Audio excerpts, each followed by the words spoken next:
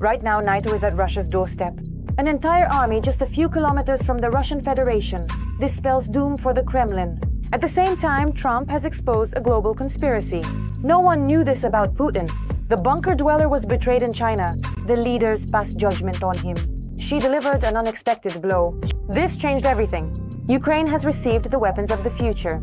Breaking news: the Russians are fleeing. A swarm of drones is finishing off the Russian army, and Crimea is doomed. The deadly strike by the Ukrainian Armed Forces shocked everyone. It happened. These details will surprise you. Putin is preparing a new attack.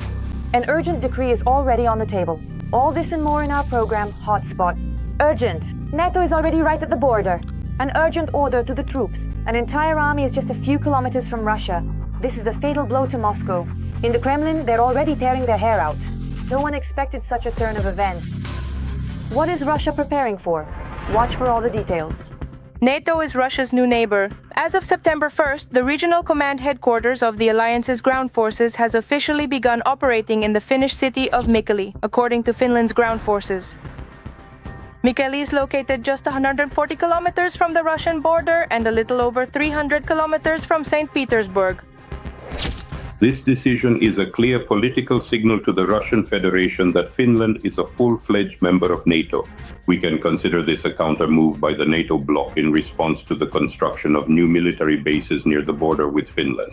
This includes Kandalaksha, Petrozavodsk, and a number of other settlements within the Russian Federation. At the initial stage, the headquarters plans to accommodate about a dozen people. In the future, the staff is expected to increase fivefold.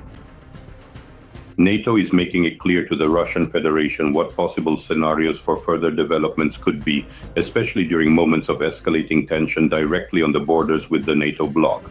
Let me remind you, Finland joined the NATO bloc in 2023, and after that, the total length of NATO's border with the Russian Federation doubled and now stands at 2,600 kilometers. The headquarters will manage the alliance's land forces in the northern region, coordinate the actions of national armies, as well as jointly plan exercises and operations. The new structure will report to NATO's Norfolk Command in the United States, which is responsible for the Atlantic and the Arctic. Recently, the Russian Federation has been undertaking a series of provocative actions on the borders with the NATO bloc. This concerns not only land borders, but also accordingly maritime borders. This includes the incursion of a Russian vessel into Estonia's territorial waters. This includes the statement by the Russian Federation's Ministry of Defense regarding claims to the Swedish island of Gotland in the Baltic Sea.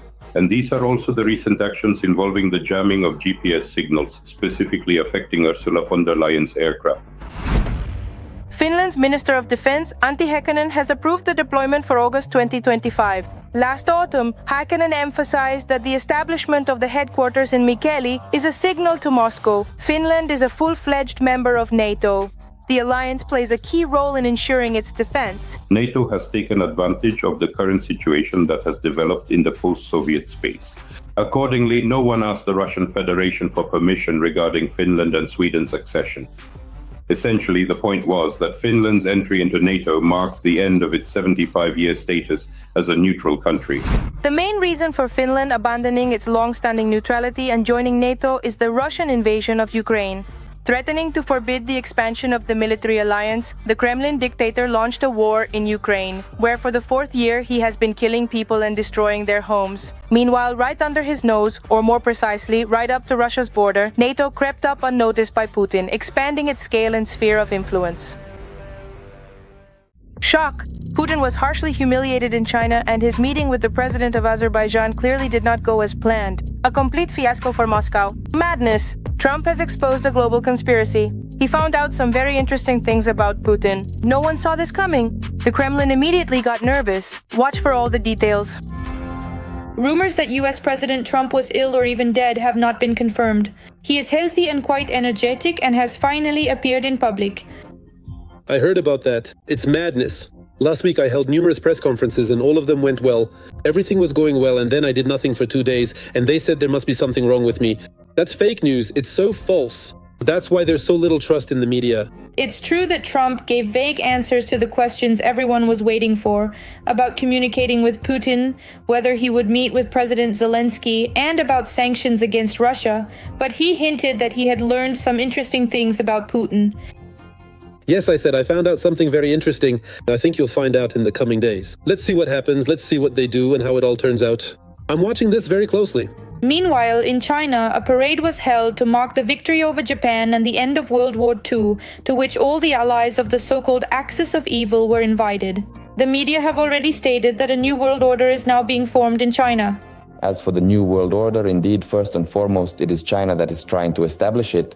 Both economic mechanisms and when combined with political, specifically strategic dominance by China in several regions of the world, all of this really looks like a shift toward a bipolar world, essentially toward the system that was dismantled with the collapse of the Soviet Union. China is trying to restore this entire system, but judging by these political science impressions, we are gradually and steadily approaching a significant period that could be accurately called Cold War 2.0, a new era of geopolitical tension and strategic competition. But according to the American president, these discussions don't bother him at all. China needs us, and as you know, I have a very good relationship with President Xi. But China needs us much more than we need them. I don't see this as a challenge. And I had a good meeting with Putin a couple of weeks ago. We'll see what comes of it, but if necessary, we'll take a different position. The industries in Russia that exist today only thanks to China, well, it's hard to imagine a scenario in which Trump would propose a deal that would drive a wedge between Putin and Xi. Therefore, in order for the United States to effectively assert its significant influence, it truly needs to take much more concrete, decisive, and tougher action specifically toward the Russian Federation. After the parade, Putin met with the North Korean dictator, whom he thanked for sending soldiers to die in the war of aggression against Ukraine. I would like to note that your soldiers fought bravely and heroically. I want to emphasize profoundly that we will never, ever forget the immense sacrifices made by your brave armed forces and the dedicated families of your servicemen and servicewomen. On behalf of the entire Russian people, I want to sincerely thank you for your invaluable participation in the joint, crucial struggle against modern neo-Nazism and its dangerous ideologies. For Putin, the main goal at the SCO was to gather around himself as many authoritarian states as possible, which would guarantee him support in light of the West's increased activity and in the context of sanctions, actions and potential secondary sanctions that could be imposed against Russia by the United States of America. And secondly, the overall European coalition supporting Ukraine looks quite threatening to Putin and his plans. And this is something the US president didn't like, and he immediately wrote that two dictators had conspired against him behind his back. Many Americans died fighting for the victory and glory of China. I hope they will be rightfully honored and remembered for their bravery and sacrifice. May Chairman Xi Jinping and the wonderful people of China have a beautiful and everlasting day of celebration. Send my warmest regards to Putin and Kim Jong-un, who are conspiring against the United States of America. There were also some mishaps. After all the events of recent months in relations with Azerbaijan, President Aliyev shook Putin's hand very coldly and demonstratively refused to speak with him. This was an unprecedented act against our people. We are not responsible for the deterioration of relations. We respond constructively and lawfully, but we will never tolerate any signs or displays of aggression or disrespect toward us. The disregard for Russia among the so-called partners has become fully apparent over the past few days. It was made clear to Putin that he is no longer in charge, his opinion is not taken into account, and Russia is most likely simply being used for others' interests as long as it remains beneficial. Urgent. Putin has been abandoned. A shocking betrayal in China. Details of the declaration have come to light. This will surprise you. They have signed Putin's sentence. But what is really hidden behind these unexpected wordings? Watch all the details right now. The SCO summit in Tianjin has effectively ended in failure for Russia. Putin failed to impose his stance on the war in Ukraine on the summit member countries. In the final declaration, the participants expressed their intention to strengthen ties, voiced concern over the Palestinian-Israeli conflict, condemned the strikes by Israel and the US on Iran, and did not say a single word about the war in Ukraine. Official China did not support Russia. China is keeping the intrigue alive with the US and the West. We shouldn't forget that at the same time, meetings between US and Chinese government and financial circles are taking place regarding future economic, political, and trade cooperation. And these meetings are being held on a systematic basis. So expecting China to say something in this declaration is not worth it. The Ukrainian Ministry of Foreign Affairs called the fact that the summit's final statement did not mention the war in Ukraine at all very telling. The absence of any mention of Russia's war against Ukraine in the SCO summit declaration is evidence of the failure of Moscow's diplomatic efforts. The Kremlin has suffered yet another defeat in its attempts to portray the world as divided in its assessment of Russian aggression against Ukraine, and to impose the notion that countries outside Europe and North America share Russia's perspective on the causes, consequences, and ways to end its war against Ukraine. There is no mention of the war in the official declaration because the members of the Shanghai Cooperation Organization do not have a unified position on the Russia-Ukraine war. And this is very important for Kyiv. No matter what songs Russian propagandists may sing after the SCO summit, I wouldn't say that Putin's narratives dominated this event in China. What Putin said in his speech is one thing, but the official document is something entirely different. The absence of Ukraine in the declaration means that either China and India did not want to support the Russian position, or there were disagreements regarding the assessment of the Russia-Ukraine war and what should be done next. It is precisely in such situations that a specific issue is usually not mentioned. Above all, the SCO summit demonstrated China's dominance among the countries of the global south and its claim to the role of world leader. This is not really a success for the SCO. It is a failure of American and European policy. In other words, Mr. Trump, in just 6 months, managed to bring together India, Pakistan, and China on the same platform. Although it would seem it hasn't even been 6 months since the military conflict between India and Pakistan. In fact, in many countries, there is dissatisfaction with the customs policy introduced by the Trump administration, and specifically with those tariffs. The results of the SCO summit turned out to be an unpleasant surprise for Trump because of his tariff policy towards other countries, such as India. As for Putin, he came to China not with new ideas, but with the same old tune. And the participants of the summit are not particularly concerned about the Russia-Ukraine war. The head of the Kremlin did not find support among the participants because otherwise Kyiv would certainly have been mentioned in the final declaration in a context favorable to Moscow. Every voice matters. Join our community, support independent journalism, and help us bring you the truth from Ukraine. Become a member of Ukraine today. Join us now. Breaking news. China threatens the world. Xi Jinping has revealed a terrible secret. Mega weapon has already burst onto the scene. You have to see this. Sensational! Ukraine is using a swarm of AI-powered drones. This is changing the course of the war. Crimea is heading towards an environmental collapse. Hell for the occupiers. The countdown has begun. Watch for more details. Another terrifying military parade. This time, China was the initiator of the obscurantism. The cherry on top of the showcased equipment was Beijing's nuclear gesture. The display of an intercontinental ballistic missile is a kind of military political pressure on the United States. This comes against the backdrop of statements made at the meeting of SCO state leaders. In other words, China is essentially making it clear that it envisions a bipolar world where Beijing, accordingly, is assigned the role of the second decision-making center. On September 3rd, a military parade was held in Beijing to mark the 80th anniversary of the victory in the Chinese People's War of Resistance against Japanese aggression and in the World Anti-Fascist War. About 40,000 military personnel and nearly 500 pieces of military equipment took part in it. The Chinese showcased their latest DF-61 intercontinental ballistic missiles. At the same time, the air-launched ballistic missile JL-1, the submarine-launched intercontinental ballistic missile JL-3, and a new version of the land-based intercontinental ballistic missile DF-31 were also presented, according to CNN. In addition to the intercontinental ballistic missile, 2 types of ultra-large underwater drones were shown for the first time at the military parade in China. Advanced laser air defense systems were also prominently demonstrated there. In other words, the People's Republic of China is currently focusing intently on developing and deploying high-tech strike systems, making it abundantly clear that, accordingly, the United States and the entire NATO bloc presently do not possess such advanced types of weaponry or comparable capabilities.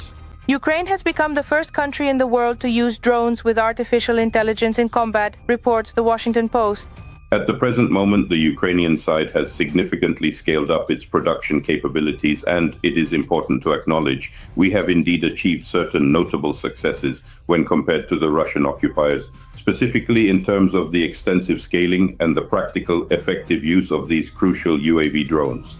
Their operational deployment essentially minimizes the direct role of the human operator and consequently substantially improves the overall tactical and technical characteristics when precisely striking both enemy personnel and, as a direct consequence, enemy armored vehicles and equipment. Due to the massive shelling of Ukraine on the night of September 3rd, neighboring Poland scrambled its air force. These measures are preventive in nature and are aimed at protecting the airspace and citizens, especially in areas adjacent to the risk zone, the Poles explained their position. 105 Ukrainian drones were shot down by the occupiers that same night over Russia and temporarily occupied Crimea. It was a restless night for the residents of the Rostov, Bryansk, Smolensk, and Kaluga regions, as well as Krasnodar Krai. Local authorities report that a railway station was hit in the Rostov region. Passengers and staff have been evacuated and 26 trains are delayed. There are developments on the front lines of the Russian-Ukrainian war. Despite intense fighting, Ukrainian forces are maintaining control, and the enemy's offensive spirit has been broken in several directions, reports Valentin Manko, head of the Assault Units Department. The enemy is advancing specifically in the areas of Kamenske, Plavny, and Primorske. The enemy is once again attempting to break through, but thanks to our assault units and adjacent units, we are successfully eliminating them. They tried to infiltrate again in several groups. Our guys are successfully destroying them. The military official states that the situation on the border between Dnipropetrovsk and Donetsk regions remains stable. Heavy fighting is ongoing. The enemy is trying to advance again, but we are pushing them back once more. There isn't such a large influx. If you saw the map that the Russian General Staff leaked, they consider that if one or two of their wounded managed to run across some territory and were killed there, then that territory is theirs. It feels like even if they kept doing this to the end, maybe somewhere they'd end up raising a Ukrainian flag in Moscow. Overall, according to Manko, the situation at the front is under control, and thanks to the Ukrainian defenders, the enemy is not achieving its objectives. During successful counter-offensive actions by the Ukrainian Defense Forces, Novoekonomikne and Yudakhne have been deoccupied. This significantly strengthens the tactical positions of the Ukrainian Defense Forces and nullifies the possibility of the Ukrainian Defense Forces being operationally encircled in the Pokrovsk direction. At the same time, Russia is not using any new tactics in shelling Ukrainian cities. For the second day in a row, air raid alerts in Ukraine have been lasting almost around the clock, with only brief breaks. Experts note that, first and foremost, this is being done to undermine the morale of the population. Secondly, due to defeats at the front, the Russian army is trying to kill as many civilians as possible and destroy their homes. Putin is furious. Russia is one step away from invasion. New NATO bases have surrounded Russia, and now Azerbaijan has challenged the Kremlin. That's not all. All of Moscow is shouting about war. Z-patriots are in a frenzy and demanding blood. What is really happening, and why is Putin on the edge? Watch now for all the details. The special military operation has no borders and can take place anywhere, even on the Caspian Sea. Kremlin propagandists have started warning Azerbaijan. Solovyov, Gurulyov and others are threatening to squeeze Azerbaijani entrepreneurs in Russia and possibly even carry out a so-called special military operation like in Ukraine.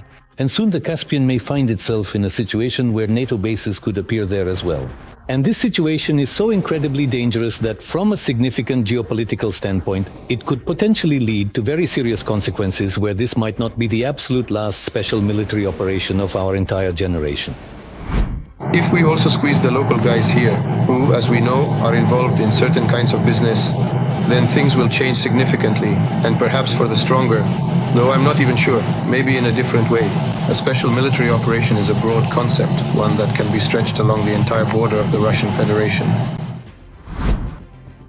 The reason for such hysteria is the agreements reached between Ilham Aliyev and Nikol Pashinyan. Azerbaijan and Armenia have renounced territorial claims against each other and signed a peace agreement in Washington. The parties in their relations refrain from the use of force or the threat of its use against territorial integrity or political independence or in any other way. Undoubtedly, this already marks a break in relations with the Kremlin, and the aforementioned document from November 9, 2020, the trilateral one, where Putin acted as a mediator, is in fact now history. In any case, that's how it is perceived in the South Caucasus, in Azerbaijan, and in Armenia. That's unequivocal. 5 years later, today, the geopolitical situation has changed. Today, the United States is acting as a mediator, and the entire configuration, the geopolitical configuration in the South Caucasus is changing. Russia does not agree with this turn of events, and a new round of tensions with Russia is expected in the South Caucasus. On the night of August 6th, Russian drones attacked the Orlovka gas complex station in the Odessa region through which Azerbaijani gas is supplied to Ukraine.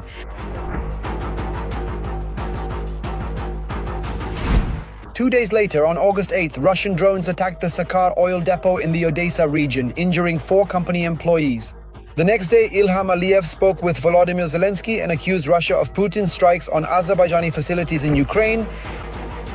During the phone conversation, the parties condemned Russia's targeted airstrikes on the oil depot owned by the Azerbaijani company Sakar and other facilities of our country on Ukrainian territory, as well as on the gas transmission station transporting Azerbaijani gas to Ukraine. They also emphasized their confidence that this would in no way lead to a suspension of cooperation in the energy sector between Azerbaijan and Ukraine. Press service of the President of Azerbaijan.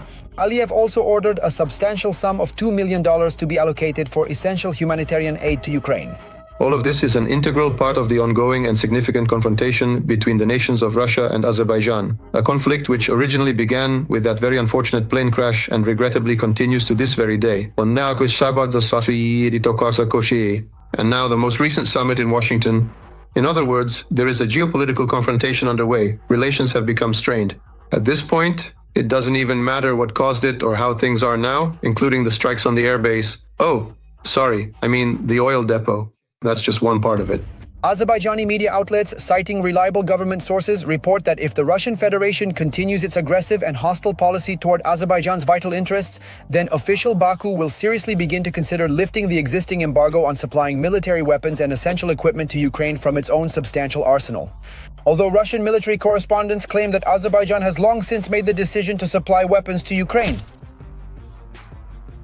Considering that, according to a number of sources, Baku is already ramping up production of 120 plutonium and 150 ppm artillery shells for subsequent shipment to Ukraine, the decision has, in any case, already been made. The only question is how this will be carried out, openly and directly, or through a chain of intermediaries and front companies. There have already been problems more than once in interstate relations between Russia and Azerbaijan. For example, in July 2022, there was information that Azerbaijan was supplying guided aerial bombs and in particular 82mm mortars or other artillery shells. At that time, Azerbaijan said that this supposedly was not the Ministry of Defense's business, but rather private companies. As if Azerbaijan was some kind of Germany where private military companies can engage in arms supplies. Azerbaijan has openly chosen a new ally, the United States, and Ilham Aliyev is no longer afraid of threats from the Kremlin and is ready for open confrontation. If previously arms supplies to Ukraine were kept secret, now Azerbaijan plans to openly provide weapons to Ukraine to fight against the Kremlin. And Putin has, in fact, completely lost his influence in this region. Urgent! Putin is issuing a new challenge to Ukraine. The latest missile strike is not just an attack. Something terrible has come to light. The Kremlin is preparing to completely destroy Ukraine's energy sector.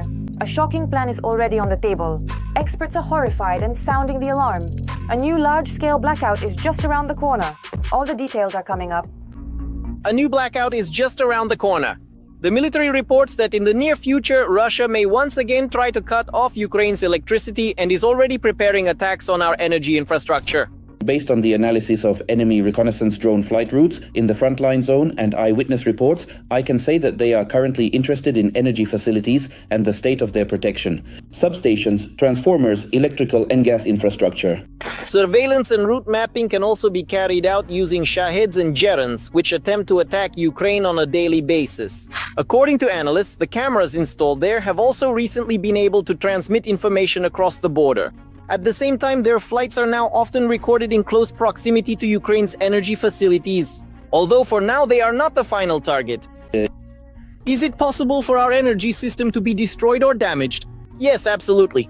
After all, when a large-scale missile and drone attack is carried out, it is impossible to ensure complete safety with 100% effectiveness. We have to acknowledge that. But again, our repair crews, our heroic energy workers are constantly restoring that very energy infrastructure. It's obvious that we shouldn't harbor any illusions about the enemy's treachery. The enemy will strike us during the period when we are most vulnerable, when the load on our energy system is at its peak, when temperatures are below zero, when all of us are seeking warmth and accordingly turning on our heaters. The country's leadership also understands that with the onset of cold weather, Ukraine's energy sector will be at increased risk. President Volodymyr Zelensky has already warned about the threat and at the same time shared this information with our partners so that the upcoming Putin terror does not come as a surprise to the West and leads to real consequences for Moscow. Russia is planning further attacks on the energy sector. Specifically regarding the Russian threat to the infrastructure of our nuclear generation in Ukraine, the information has been passed on by Ukraine's Minister of Energy to the IAEA and to Mr. Grossi. The Minister of Defense of Ukraine has passed the information to his counterpart in the United States. At the same time, analysts are also naming the reasons for such threats. The main reason is the failure of Russia's summer offensive campaign. Their attempt to break through the front and thus force Ukraine into peace has ended in complete fiasco. Now, once again, they will try to put pressure on the population. Although it's the same over there, even the most notorious ones say, guys, they understand who is bombing, who is blowing up substations, who is striking the thermal power plants. They hate us, not Zelensky, not Ukrenergo, not DTEK, not the energy workers. They hate us. How are we supposed to be friends after this? Guys, is it finally starting to sink in for you? We're not stupid. We know who's to blame for our troubles.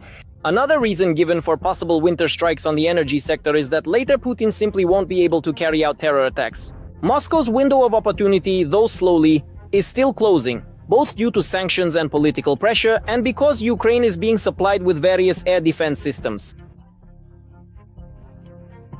He understands that in principle, at some point, the Europeans and Ukraine might convince Trump to say, stop, let's actually contain Russia. And he realizes that the window of opportunity might close while things aren't working out at the front. Again, maybe he's ready for terror. The goal of terror is to break the resistance. The goal of terror is to create problems here, not only for us, the citizens, but also for the economy, because it affects certain economic processes. And in addition, there will be a very powerful infrastructural attack and operation under this pretext. And the Duer has already warned about this. And what will these information operations be based on? They'll say, this is your payback for strikes on oil refineries. Let Ukraine stop striking Russian oil refineries. This is how it will be communicated to the outside world as well. And then supposedly Russia will stop striking the energy sector. According to meteorologists, temperatures in Ukraine will start to drop as early as the second half of September. And the first frosts are expected at the end of October.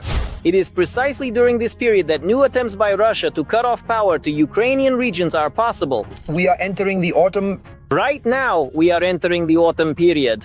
Obviously, this problem is becoming more acute. Moreover, the days are getting shorter, it gets dark earlier, and the need for light increases. And in a couple of months, there will also be a need for heating and so on. And of course, could the Kremlin try, for example, to create problems for us in this regard? Undoubtedly, such risks exist. However, experts add that active preparations are underway. Naturally, without disclosing details, there are periodic reports about new air defense systems delivered to Ukraine, as well as equipment for backup power supply. That's all. And for more fiery news from the front, tune in to the next episode.